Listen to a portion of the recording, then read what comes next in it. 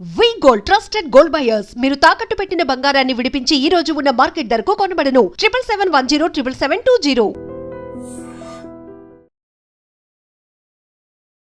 Welcome to iDream media. So జనరల్గా నరాల బలహీనత సమస్య ఈ ప్రాబ్లం అనేది వేధిస్తూ ఉంటుంది. అంటే ఎట్లా చెప్తారు అసలు నరాల బలహీనత అని, ఎందుకు వస్తుంది, ఎలాంటి లక్షణాలు కనిపిస్తాయి, ఎవరిలో ఈ ప్రాబ్లం అనేది చూస్తాము, అంటే యోగా అండ్ న్యాచురల్ వేస్లో దీన్ని తగ్గించుకోవచ్చా, పూర్తి వివరాలు తెలుసుకుందాం. మనతో పాటు ప్రముఖ యోగా అండ్ స్పిరిచువల్ గురు అరుణాదేవి గారు ఉన్నారు.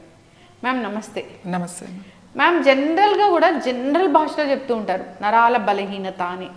అంటే ఏంటి అసలు నరాల న్యూరో ప్రాబ్లమ్స్ అంటే మనకి నరాల బలహీనత అంటే ఉంది అనేది ఎలా తెలుస్తుంది అంటే first weakness, stiffness in the body, తర్వాత మెమరీ తగ్గడం, మెమరీ లాస్, విపరీతమైన హెడేక్, తర్వాత వర్టిగో ప్రాబ్లమ్స్, లేకపోతే నెక్ ప్రాబ్లమ్స్, తర్వాత స్పైన్ ఇష్యూస్, మన లిమ్స్ దగ్గర నమ్నెస్ ఉండడం, నమ్నెస్ రావడం, సడన్గా డిజీనెస్ రావడం, తర్వాత చాలా డల్ అయిపోతూ ఉంటాం అంటే ఒక్కొక్కసారి ఈ వీక్నెస్ ఉన్నప్పుడు బాగా స్ట్రెస్ కూడా బాగా ఉంటుంది. ఉన్నప్పుడు కొన్ని వర్డ్స్ మర్చిపోవడం, అయితే మాట్లాడుతుంటే ఆల్ ఆఫ్ సడన్గా కొన్ని అక్షరాలు అంటే ఇంతకుముందు మనం బాగా రోజు మాట్లాడే మాటలు కూడా అక్షరాలు కానీ వర్డ్స్ కానీ పలకలేకపోవడం, తర్వాత ఇయర్ పెయిన్స్ రావడం, బాగా టింగ్లింగ్ రావడం, చెవిలో నొప్పి కూడా నరాల బలహీనత, చెవి దగ్గర ఈ బలహీనత ఉన్నప్పుడు ఆ టింగ్లింగ్ కూడా ఉంటుంది. వర్టిగో కూడా న్యూరో ఇష్యూ వస్తుంది. తర్వాత ఇంకా ఎక్కువగా ఉన్నప్పుడు సీజర్స్ అంటే ఫిట్స్ లాంటిగా సడన్గా రావడము, మనకి ఆల్ ఆఫ్ సడన్గా మాకు తగ్గిపోయింది, ఇంతకు ముందులాగా నాకు జ్ఞాపక శక్తి లేదు, మర్చిపోతున్నాను, ప్రతిదానికి మర్చిపోతున్నాను అని కూడా చెప్తా ఉంటారు. సో ఇవన్నీ న్యూరో ప్రాబ్లమ్సే. అంటే ఆ కనెక్టివిటీ మనకి బ్రెయిన్కి ఆ నర్వ్స్కి కనెక్టివిటీ తగ్గిపోతుంది అన్నమాట. ఆ తగ్గిపోయినప్పుడు ఇలాంటి ఇష్యూస్ అన్నీ కూడా న్యూరో ప్రాబ్లమ్స్లోకే వస్తాయి. నేనేం చెప్తానంటే ఈ న్యూరో ప్రాబ్లమ్స్ని అంటే మనం చేయాలి అని అంటే దానికి మెడికల్గా చాలా ట్రీట్మెంట్స్ ఉన్నాయి, వాళ్ళ వే ఆఫ్ ఎంత వేరే ఉంటుంది. యోగాలో న్యాచురల్గా ఈ బ్రెయిన్కి వెళ్ళే కనెక్టివిటీ ఏదైతే ఉందో ఈ న్యూరో కనెక్టివిటీని కనెక్ట్ చేయడానికి కొన్ని మనం ప్రాణాయామం ద్వారా చాలా సింపుల్గా, అలాగే పూర్తిగా ఒక రిలాక్సేషన్లోకి అంటే యోగ నిద్ర చాలా బాగా ఉపయోగపడుతుంది అన్నమాట. ఆ నర్వ్స్ అన్నీ కూడా రిలాక్స్ అవుతాయి, ఆ నర్వ్స్ మీద ఉన్న ప్రెషర్ బాగా తగ్గుతుంది. అందుకని యోగ నిద్ర బాగా మనం సజెస్ట్ చేస్తాము, చేపిస్తాం. యోగ నిద్రలో కూడా బేసిక్ దానికి ఒక లెవెల్స్ ఆఫ్ ఇది ఉన్నాయన్నమాట. వాళ్ళు చెప్పే ప్రాబ్లమ్స్ని బట్టి మనం ఎలాగ వాళ్ళకి ఇవ్వాలి అనేది.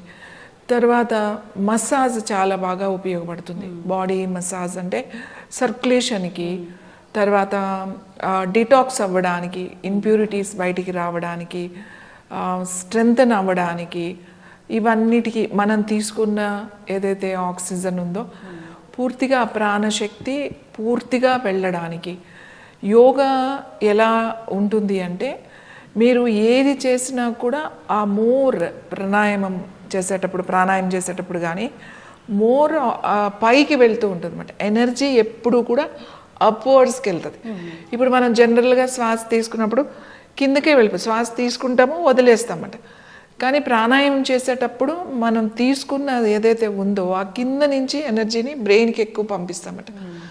సో యోగా ఆసనాస్ అంటే ఆ స్ట్రెచ్చింగ్, ఆ స్లో స్ట్రెచ్చింగ్ ఆసనాస్ చేసినప్పుడు ఒక ఆసనాన్ని మనం చాలా మెల్లగా ఒక పద్ధతి, ఒక టెక్నిక్స్ ఉంటాయి. హౌ టు ఎలా వెళ్ళాలి, ఎలా హోల్డ్ చేయాలి, ఎలా దాన్ని మళ్ళీ మనం బ్యాక్ రావాలి అనేది ఒక క్రమ పద్ధతిలో మనం కనుక చేపిస్తే ఈ న్యూరో ఇష్యూస్ ఉన్నాయి. సపోజ్ ఈ ట్రెమర్స్ వచ్చేది ఉంటుంది, అందులో పార్కిన్సన్ కూడా అది న్యూరో ఇష్యూని.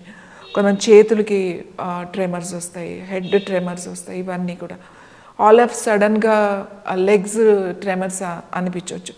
సో అలాంటి ప్రాబ్లమ్స్ ఉన్నప్పుడు సపోజ్ ఇయర్ ఇష్యూనే ఉంది అనుకున్నా, లేదా ఐ ఇష్యూస్, ఆప్టికల్ ఇష్యూస్ వచ్చినప్పుడు సడన్గా విజన్ కూడా మనకి ఒక్కసారి బ్లర్నెస్ అనిపిస్తూ ఉంటుంది మధ్య మధ్యలో. ఏంటి ఆల్ ఆఫ్ సడన్గా నాకు బ్లర్గా అనిపిస్తుంది, మళ్ళీ మెల్లగా నార్మల్ అవుతూ ఉంటుంది, ఒక్కొక్కసారి టైం తీసుకుంటుంది. ఇవన్నీ న్యూరోనే.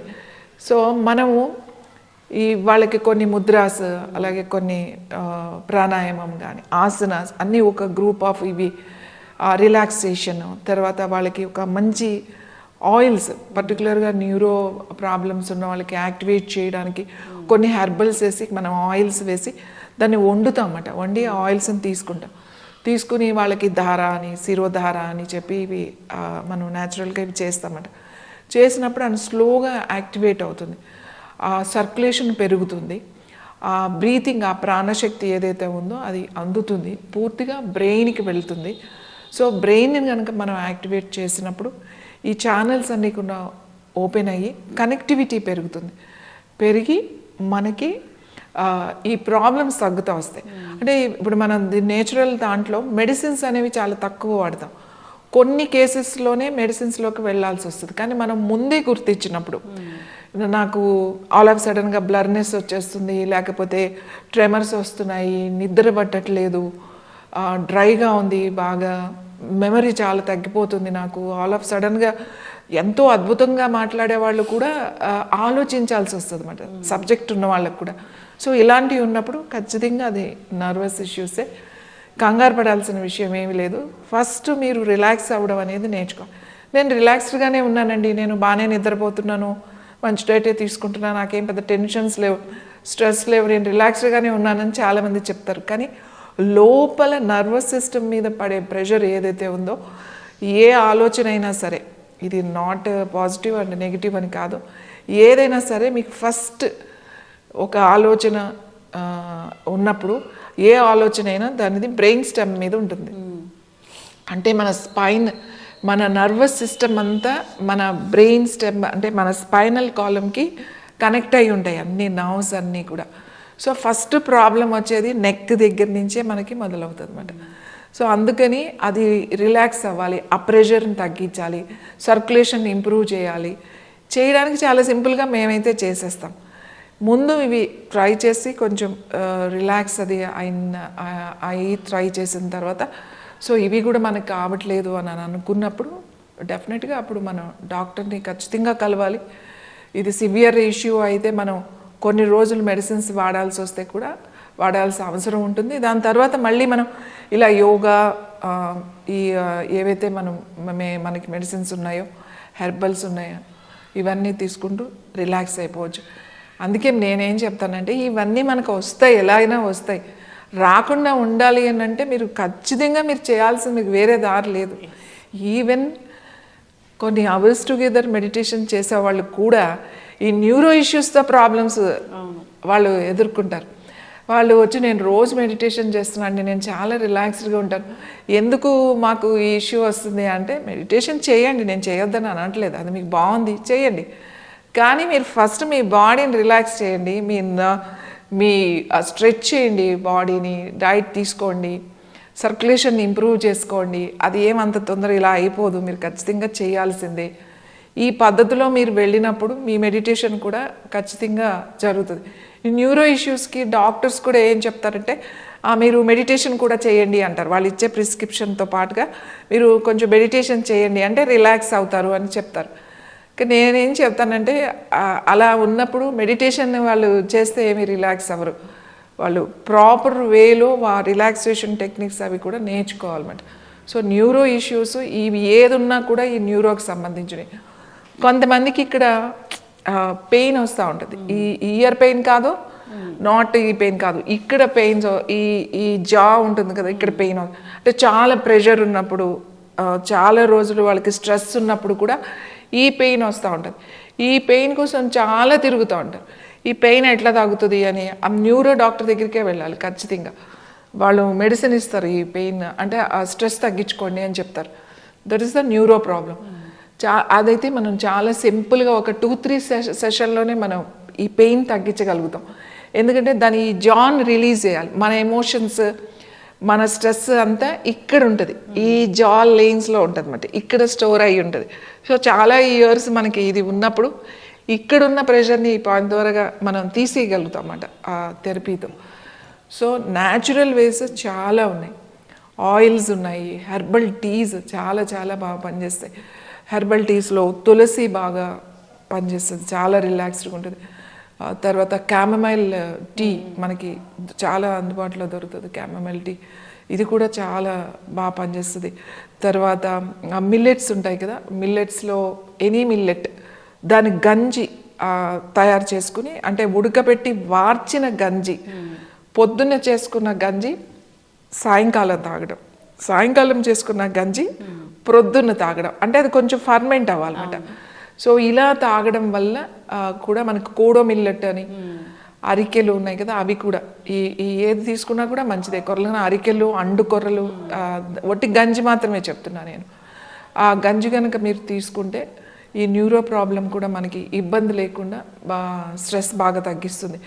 ఇంకా బాగా చెప్పాలంటే మందార చాలా చాలా చాలా బాగా పనిచేస్తుంది.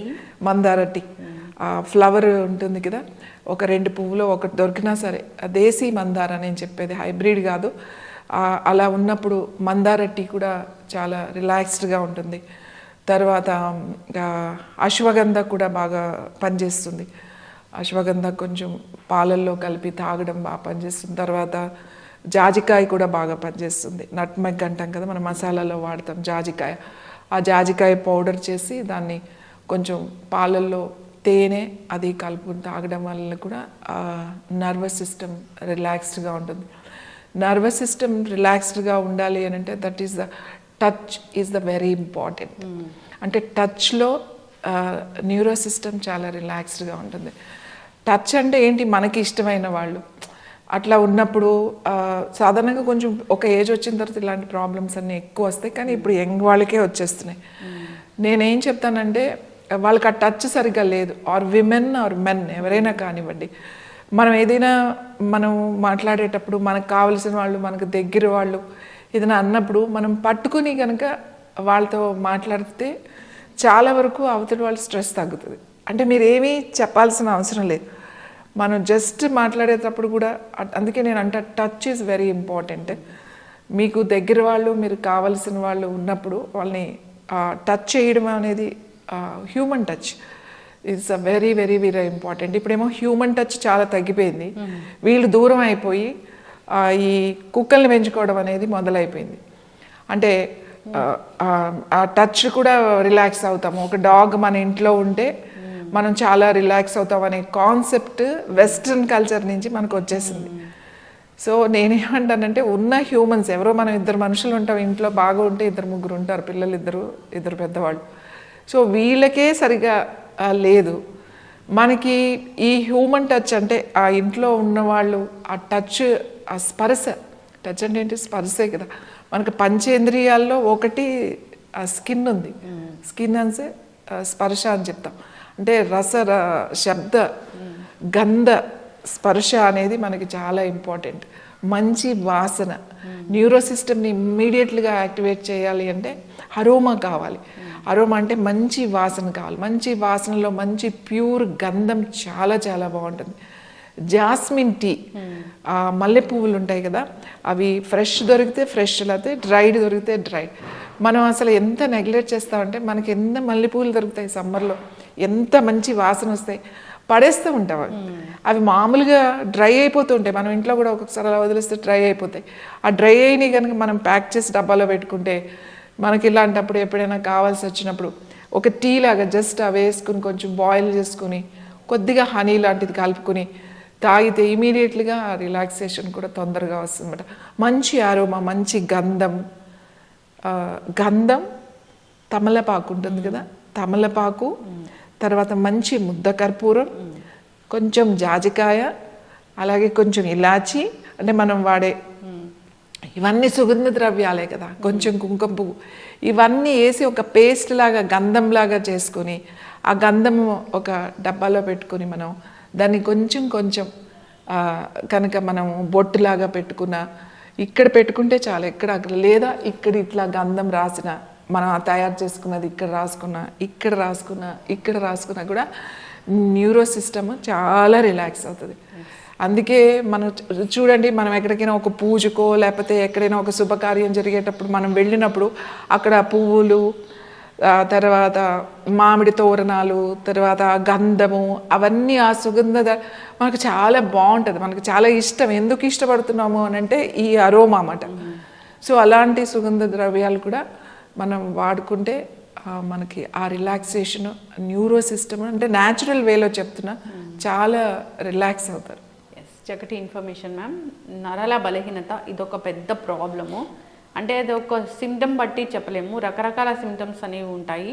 సో ఈ నరాల బలహీనత ఉన్నప్పుడు యోగా అండ్ స్పిరిచువల్ వే దానికి చాలా బాగా పనిచేస్తుంది. అంతేకాదు మీరు చెప్పారు రిలాక్సేషన్ మెథడ్స్, న్యూరో సిస్టమ్ అంతా రిలాక్స్ అవ్వాలన్నా, యాక్టివేట్ అవ్వాలన్నా, సో దానికి ఎలా పనిచేస్తుంది, ఏంటి మన బిహేవియర్ ఎలా ఉండాలి అన్నీ కూడా అందరు ఫాలో అవ్వాలని కోరుకుందాం. చాలా చక్కటి ఇన్ఫర్మేషన్. ధన్యవాదాలు.